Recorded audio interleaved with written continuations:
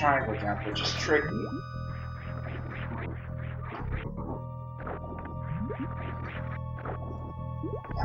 Great. Good job.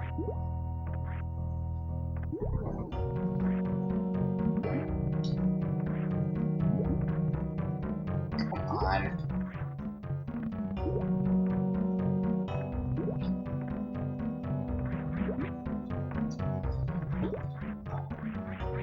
Well, I'll spend a minute trying. If I can ever get back up there in the first place. Come on. Stop being annoying. Alright, there we go.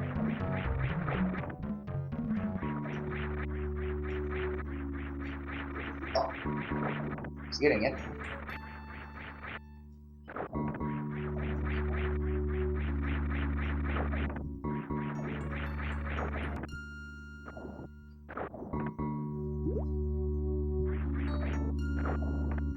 Is it really easier? It seems like that would actually be harder. I can't even get one jump.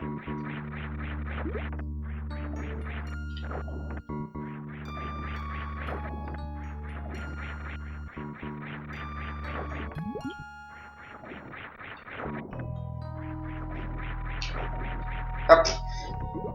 I have expert aim apparently for falling back down this hole. Okay, I'm gonna try it just a couple more times. If I can't get it, then I'll just move on and come back when I got the space jump. Although I would like to pull it off because honestly, it's always bothered me that I can't seem to pull off this maneuver with any kind of consistency. Nor for that matter, the timing on the bomb jumps. Alright, well, we'll just come back to it. Technically, I don't even need the spring ball, but it's an item. And I hate to have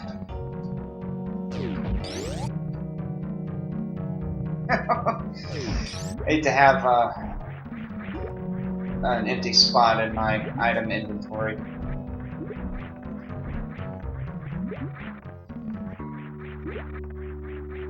Well, let's be honest. When it comes to the wall jump, I have about as much coordination as Daniel did when he played DDR the first time. So, yeah. I could definitely see the similarities.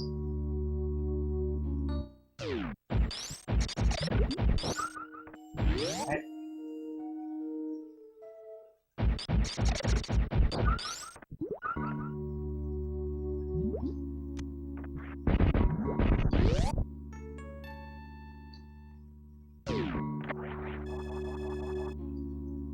Now, Meridia is pretty big.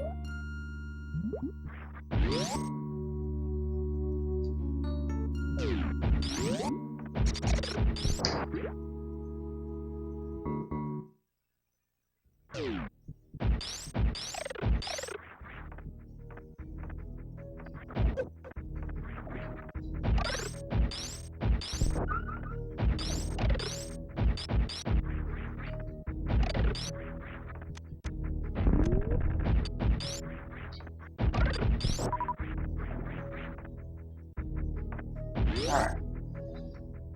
And now for something you wouldn't necessarily figure out on your own, but they did show it on the splash screen, the demo screen.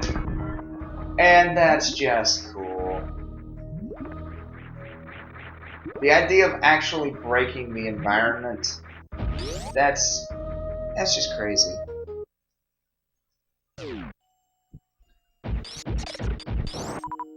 Speaking of items, getting items that are kind of tricky, but not quite as tricky as doing the wall jump.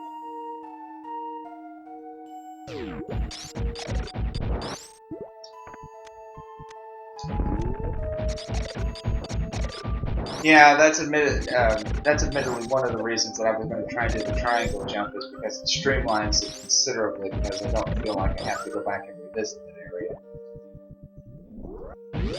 Yeah, let's try that again.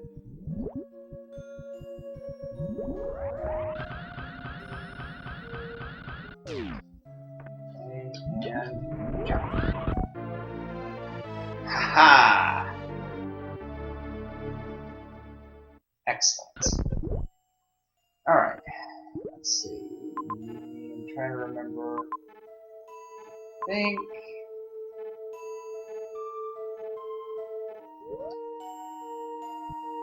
I'm trying to remember exactly where I need to go for some of this stuff. Because Meridian, the time you get here, it's been a while. Yeah, that one is tricky. The thing that I have found that makes it much easier is there is one particular seaweed that if you line up exactly with it, you'll be directly in line to get it. Still, you gotta be very careful otherwise, because if you're off by just a little bit, you'll slam into one of the platforms on the way up. Oh wait, I can't go this way yet.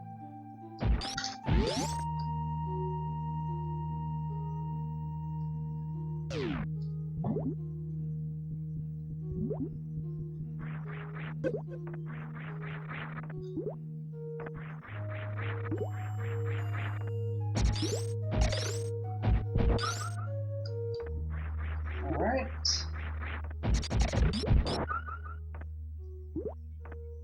I was thinking I would use that to get to the, so I want to make certain I don't miss the turtle chamber, because that's a neat little area to go through. Oh. Yeah, I suppose I could wall jump up.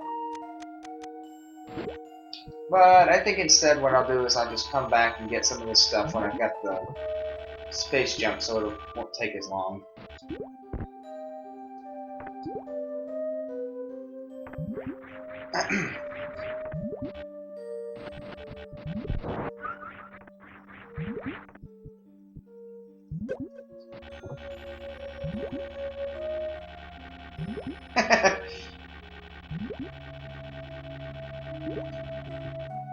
So it's like a game. You're controlling me, controlling the controller. Controllerception. Wong.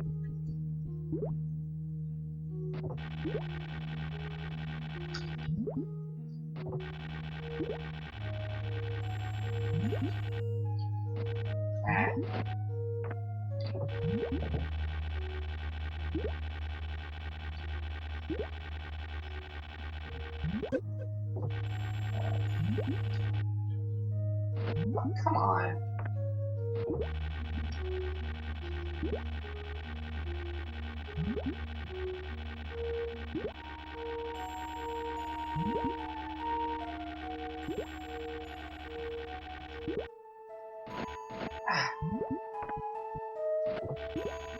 Really, really, really wish that I could. That was easier to grapple at times. Because the thing about it is, when you swing, your momentum is such that if you're not going in the right direction, it's almost impossible to change.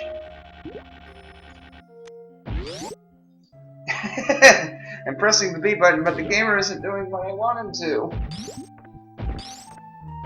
I've actually kind of felt that way whenever I've been watching some people play through games. It's like, no, no, no, you're doing it wrong.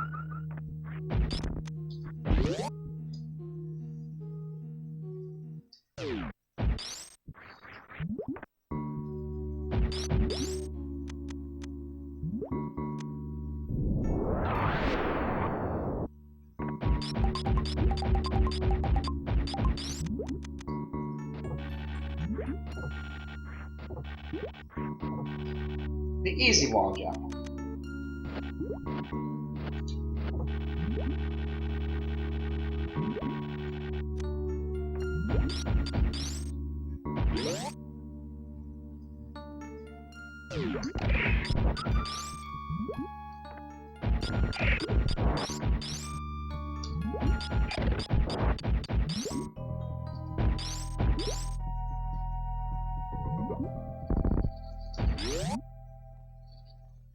See, Rossmage, I think you're more of an expert at this than I am.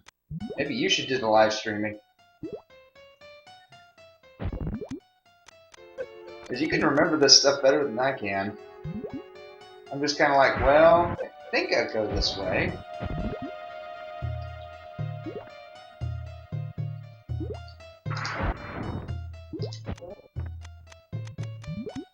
If it was Matt, he'd have it beaten already.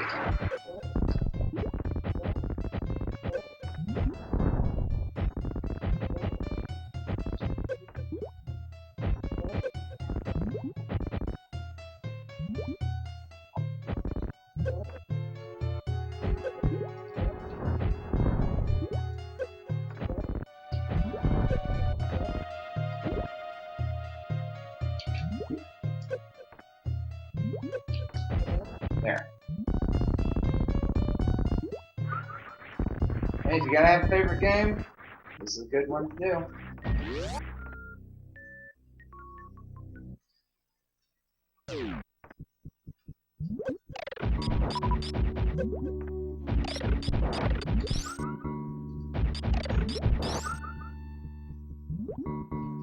Actually, you know what I'm thinking about? I know that I've talked about a lot of inspirations for wanting to do this stream, but you know, honestly, who one of my biggest inspirations, I think, in terms of my gameplay style is, though my expertise is a little bit better, thankfully. Arino. Just that playing through, sometimes mumbling, randomly talking about whatever comes off the top of his head, talking about how hard the game is at times. I mean, he's fascinatingly entertaining. If I could be half as good as him, I'd have people watch. Maybe I can be.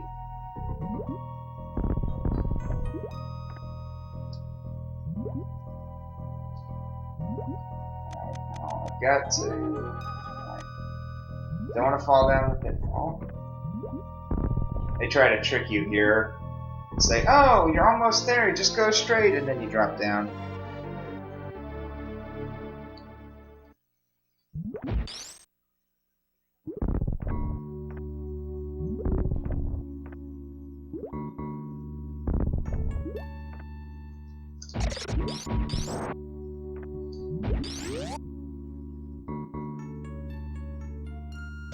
I know that for a completionist, someone who likes to get all the stuff in a game, this will not be a run for them, because I am going to miss sometimes full chunks of the game, because again, I don't want to belabor it, basically. That end, I'm likely to forget where something is anyway, so it's unlikely that I'll get 100% even if I tried.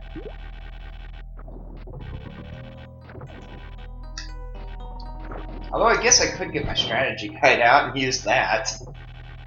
Although, interestingly enough, the official strategy guide for Super Metroid left out an energy tank. They left out the energy tank in Brinstar. The one with the Metroid wannabes.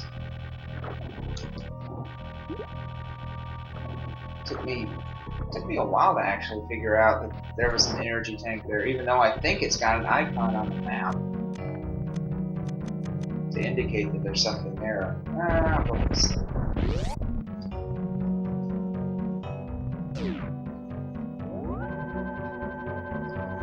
I think that is one of my regrets, though, is the fact that because I was really interested in the game, so I bought a strategy guide so I could kind of see what the game is like.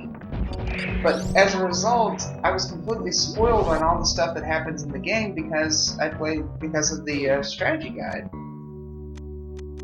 So I didn't get to experience some of the surprises that come in this game. And I didn't really get to experience the, game teaching me how the game works. And see, this is another good example. This is another really neat thing, because you swing across, and you naturally swing across here, but then because the block breaks, you can't make it all the way across the jump without hitting the spikes, and when you do, you realize, oh, the spikes are fake. And thus, you'll walk over here, and you'll find the hidden passage.